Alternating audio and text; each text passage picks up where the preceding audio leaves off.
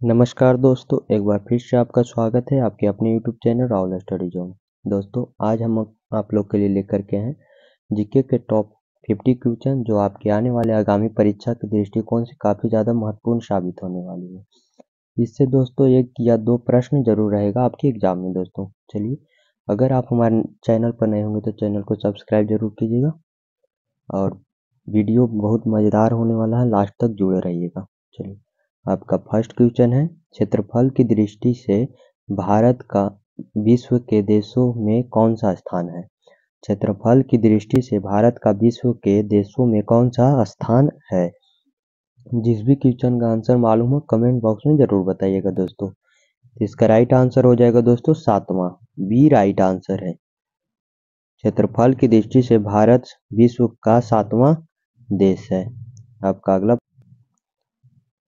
आपका अगला प्रश्न है, कर्क रेखा किस राज्य से होकर गुजरती है? कर्क रेखा किस राज्य से होकर गुजरती है?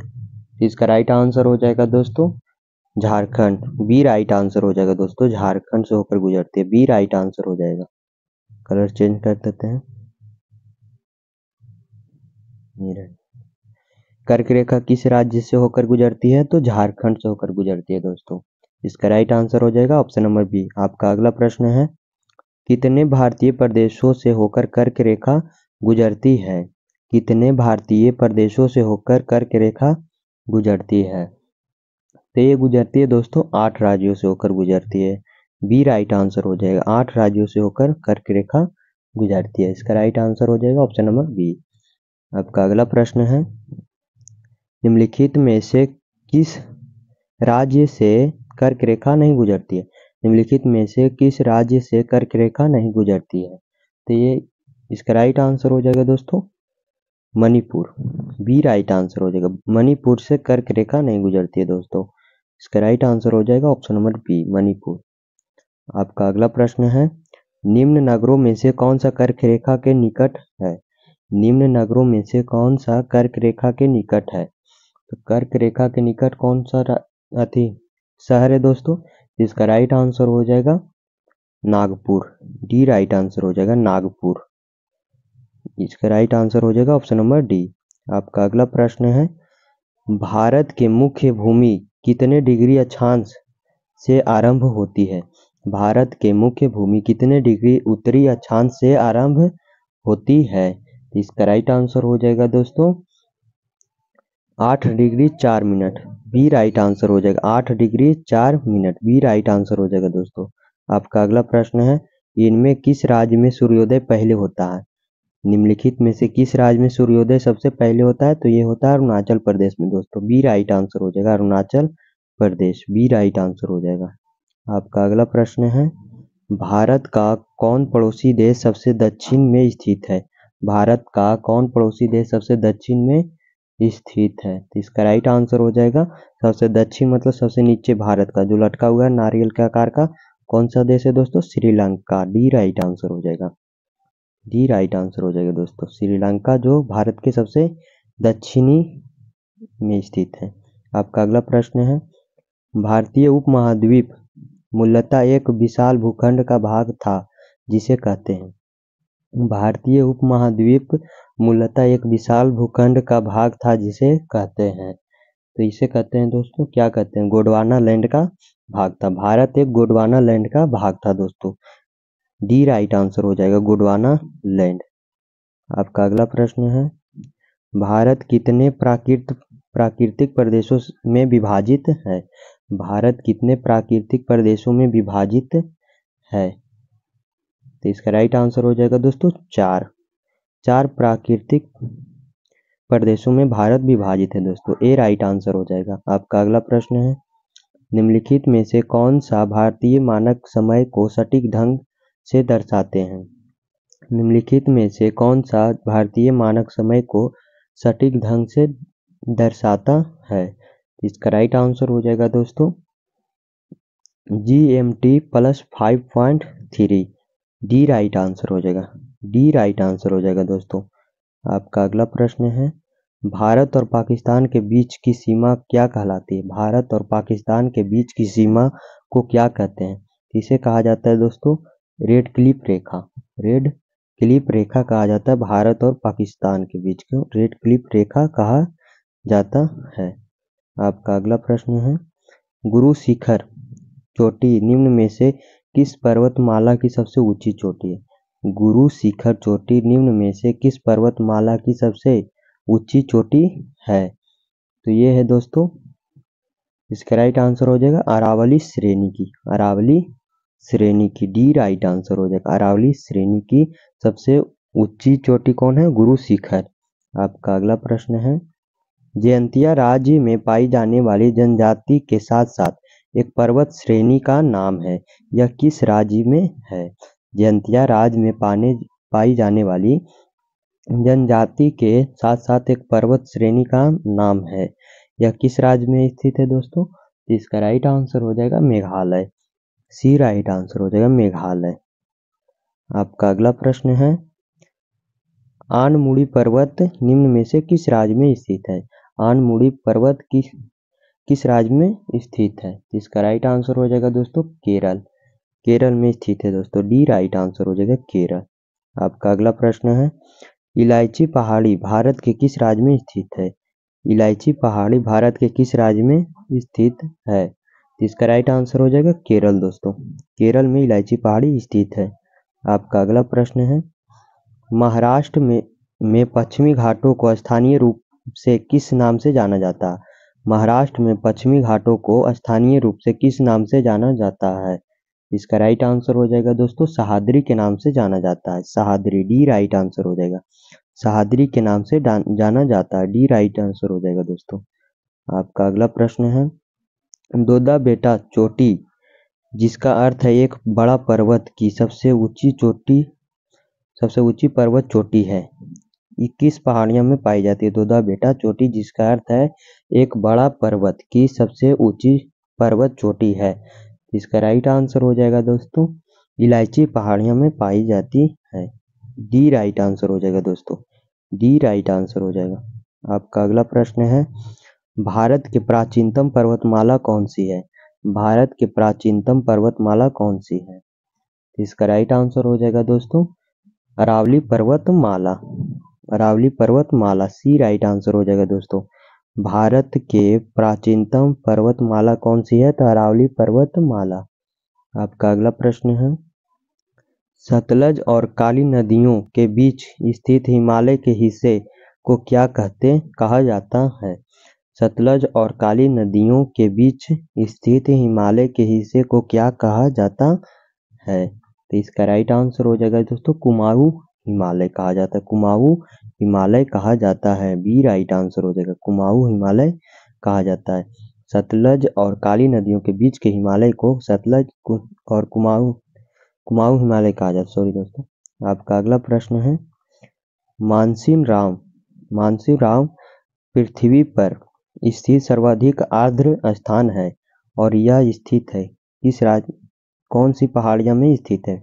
मानसीराम, इसका राइट आंसर हो जाएगा दोस्तों खासी पहाड़ियाँ, खासी पहाड़ियाँ, इसी पहाड़ियाँ की वजह से मानसीराम में सर्वाधिक वर्षा वाला क्षेत्र बन गया है दोस्तों मानसीराम, इसका राइट आंसर हो जाएगा ऑप्शन नंबर डी। आपका अगला प्रश्न है, गारो, खासी और जयंतिया पहाड़ियाँ भारत के किस भौतिक विभाजन का हिस्सा है? गारो, खासी और जयंतिया पहाड़ियाँ भारत के किस भौतिक विभाजन का हिस्सा है? इसका राइट आंसर हो जाएगा प्रायद्वीपीय पठार का, किसका? प्रायद्वीपीय पठार का, डी राइट आंसर हो जाएगा दोस्तों, प्रायद्वीपीय पठार का हिस्सा है। आपका अगला प्रश्न है, जिस भी क्वेश्चन का आंसर मालूम हो कमेंट बॉक्स में जरूर बताइएगा। माउंट गॉडविन ऑस्टिन K2 की ऊंचाई कितनी मीटर है? माउंट गॉडविन ऑस्टिन K2 की ऊंचाई कितनी मीटर है? तो इसका राइट आंसर हो जाएगा दोस्तों 8611 metre, 8611 metre, right answer option number D हो जाएगा दोस्तों। K2 की ऊंचाई कितना है? 8611 मीटर। आपका अगला प्रश्न है, निम्न में से कौन सा भारत का सबसे बड़ा नदी द्वीप है? निम्न में से कौन सा भारत का सबसे बड़ा नदी द्वीप है? इसका राइट आंसर हो जाएगा मांजुली द्वीप, मांजुली द्वीप, ये राइट आंसर हो जाएगा दोस्तों। निम्न में से कौन सा भारत का बड़ा द्वीप है, नदी द्वीप है? तो मांजुली नदी द्वीप है दोस्तों। आपका अगला प्रश्न है, भारतीय महाद्वीप का सबसे दक्षिणी छोर कोमोरियन निम्नलिखित में से किस राज्य में स्थित है? भारतीय महाद्वीप का सबसे दक्षिणी छोर कोमोरिन निम्नलिखित में से किस राज्य में स्थित है? तो इसका राइट आंसर हो जाएगा दोस्तों तमिलनाडु में स्थित है। तमिलनाडु में स्थित है, बी राइट आंसर हो जाएगा। तमिलनाडु, बी राइट आंसर हो जाएगा दोस्तों। दक्षिणी छोर कोमोरिन किस राज्य में स्थित है? तो तमिलनाडु में। आपका अगला प्रश्न है, निम्नलिखित में से कौन सा दर्रा सिक्किम को चीन से जोड़ता है? निम्नलिखित में से कौन सा दर्रा सिक्किम को चीन से जोड़ता है? तो इसका राइट आंसर हो जाएगा दोस्तों नाथुला दर्रा। नाथुला दर्रा, बी राइट आंसर हो जाएगा, नाथुला दर्रा। आपका अगला प्रश्न है, दिफू दर्रा कहाँ स्थित है? दिफू दर्रा कहाँ स्थित है? दिफू दर्रा कहाँ स्थित है? तो इसका राइट आंसर हो जाएगा दोस्तों अरुणाचल हिमालय में। अरुणाचल हिमालय में दिफू दर्रा स्थित है दोस्तों, बी राइट आंसर हो जाएगा। अरुणाचल हिमालय में दिफू दर्रा स्थित है। आपका अगला प्रश्न है, नेक्स्ट क्वेश्चन है दोस्तों, धुआंधार जलप्रपात इनमें से किस नदी द्वारा निर्मित होता है? धुआंधार जलप्रपात इनमें से किस नदी द्वारा निर्मित होता है? इसका राइट आंसर हो जाएगा दोस्तों नर्मदा नदी। नर्मदा नदी, डी राइट आंसर हो जाएगा। नर्मदा नदी के द्वारा धुआंधार जलप्रपात होता है। आपका अगला प्रश्न है, जलेपला और नथुला दर्रा निम्न में से किस राज्य में स्थित है? जलेपला और नथुला दर्रा निम्न में से किस राज्य में स्थित है? तो इसका राइट आंसर हो जाएगा दोस्तों सिक्किम। सिक्किम में स्थित है, ये राइट आंसर हो जाएगा। सिक्किम में स्थित है जलेपला और नथुला दर्रा, सिक्किम में स्थित है। आपका अगला प्रश्न है, अंडमान और निकोबार द्वीप समूह कहाँ स्थित है?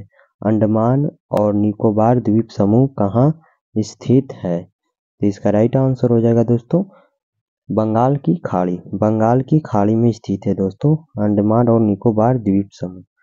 आपका अगला प्रश्न है, किस भारतीय राज्य की मुख्य भूमि की तट रेखा सबसे लंबी है? किस भारतीय राज्य की मुख्य भूमि की तट रेखा सबसे लंबी है? तो इसका राइट आंसर हो जाएगा दोस्तों गुजरात की। गुजरात की तट रेखा सबसे लंबी है दोस्तों, समुद्री भाग में सबसे ज्यादा लगता है। आपका अगला प्रश्न है, भारत के किस राज्य में रेगिस्तान का एक बड़ा हिस्सा है? भारत के किस राज्य में रेगिस्तान का एक बड़ा हिस्सा है? इसका राइट आंसर हो जाएगा राजस्थान, बी राइट आंसर हो जाएगा राजस्थान। आपका अगला प्रश्न है, निम्नलिखित में से कौन सा भारत का सबसे बड़ा रेगिस्तान है? निम्नलिखित में से कौन सा भारत का सबसे बड़ा रेगिस्तान है? तो इसका राइट आंसर हो जाएगा दोस्तों थार रेगिस्तान, ये राइट आंसर हो जाएगा थार रेगिस्तान। आपका अगला प्रश्न है, दुनिया में दूसरी सबसे ऊंची चोटी कौन सी है? दुनिया में दूसरी सबसे ऊंची चोटी कौन सी है? तो इसका राइट आंसर हो जाएगा दोस्तों केटू। केटू दूसरी सबसे ऊंची चोटी है दोस्तों। पहली ऊंची चोटी माउंट एवरेस्ट। आपका अगला प्रश्न है, माउंट एवरेस्ट किस देश में स्थित है? माउंट एवरेस्ट किस देश में स्थित है? तो इसका राइट आंसर हो जाएगा दोस्तों नेपाल। नेपाल में स्थित है माउंट एवरेस्ट, सी राइट आंसर हो जाएगा। आपका अगला प्रश्न है, भारत के मुख्य पर्वतों के रेंज में इनमें कौन सा पर्वत सम्मिलित नहीं है? भारत के मुख्य पर्वतों के रेंज में इनमें कौन सा पर्वत सम्मिलित नहीं है? तो इसका राइट आंसर हो जाएगा दोस्तों हिंदू कुश। हिंदू कुश पर्वत इसमें सम्मिलित नहीं है, ये राइट आंसर हो जाएगा। आपका अगला प्रश्न है, रोहतांग दर्रा इनमें से किस राज्य में स्थित है? रोहतांग दर्रा इनमें से किस राज्य में स्थित है? तो इसका राइट आंसर हो जाएगा दोस्तों हिमाचल प्रदेश। हिमाचल प्रदेश में रोहतांग दर्रा स्थित है, ये राइट आंसर हो जाएगा दोस्तों, ये राइट आंसर हो जाएगा। आपका अगला प्रश्न है, निम्न में से कौन सी एक गैर बारहमासी नदी है? निम्न में से कौन सी एक गैर बारहमासी नदी है? गैर बारहमासी नदी मतलब जो सालों भर नहीं बहती है। तो इसका राइट आंसर हो जाएगा दोस्तों कृष्णा नदी। कृष्णा नदी, डी राइट आंसर हो जाएगा दोस्तों। आपका अगला प्रश्न है, निम्न में से कौन सा नदी बेसिन कौन सा नदी बेसिन विश्व का सर्वाधिक आबादी वाला नदी बेसिन है? सर्वाधिक आबादी वाला नदी कौन सा है दोस्तों? तो ये गंगा है दोस्तों, ये राइट आंसर हो जाएगा गंगा। आपका अगला प्रश्न है, बांग्लादेश में प्रवेश करने के बाद नदी को निचले मार्ग में जमुना नदी के रूप में जाना जाता है। बांग्लादेश में प्रवेश करने के बाद नदी को निचले मार्ग में जमुना नदी के रूप में जाना जाता है। ये कौन से नदी को जाना जाता है दोस्तों? जमुना नदी के नाम से। तो इसका राइट आंसर हो जाएगा ब्रह्मपुत्र। ब्रह्मपुत्र नदी जब बांग्लादेश में प्रवेश करती है तो इसका नाम बदलकर जमुना इसे पुकारा जाता है, जमुना नदी कहा जाता है। आपका अगला प्रश्न है, निम्नलिखित में से कौन सी नदी अरावली पर्वत श्रेणी से निकलती है और कच्छ में रन में लुप्त हो जाती है? निम्नलिखित में से कौन सी नदी अरावली पर्वत श्रेणी से निकलती है और कच्छ के रन में लुप्त हो जाती है? तो इसका राइट आंसर हो जाएगा दोस्तों लूनी नदी। लूनी नदी बी राइट आंसर हो जाएगा दोस्तों, लूनी नदी। आपका अगला प्रश्न है, निम्नलिखित में से कौन सी नदी सिंधु नदी की सहायक नदी है? निम्नलिखित में से कौन सी नदी सिंधु नदी की सहायक नदी है?